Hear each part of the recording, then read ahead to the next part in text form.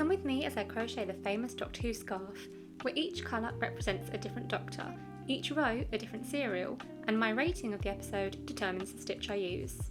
Today we're on to Series 5, which means we're on to the 11th Doctor.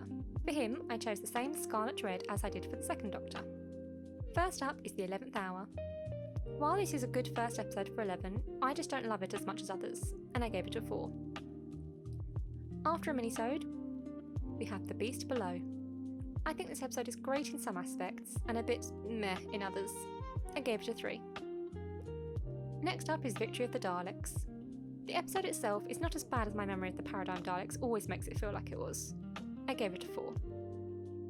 The next episode is The Time of Angels, and I really liked this one. I gave it a 5. The second half, however, Flesh and Stone, only earned a 4. This is overall a fine ending to the two-parter, but the additions to the Angel Lore just frustrate me so much. After another minisode, we get to The Vampires of Venice. This is a fun little romp in the 16th century where another supernatural creature gets a sci-fi twist. I liked it and gave it a 4. The next episode is Amy's Choice. I know a lot of people love this one, but I don't, and I gave it a 3. Next up is The Hungry Earth.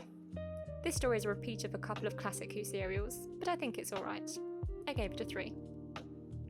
The episode Cold Blood closes off this two-parter. Again, it's alright, if a little annoying at the end, but I do love the redesign for the Silurians. I gave this another 3. Next up is Vincent and the Doctor. This could have been great as a pure historical with metaphorical monsters, but I wasn't so keen on the real end result. It got a 3.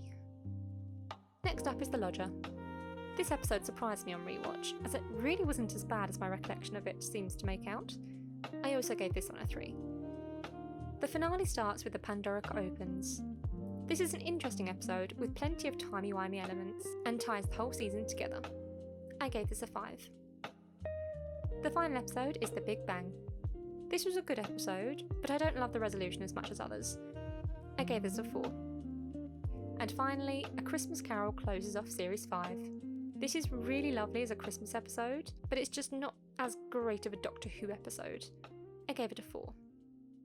And that is all of Series 5 done. Next up is Series 6.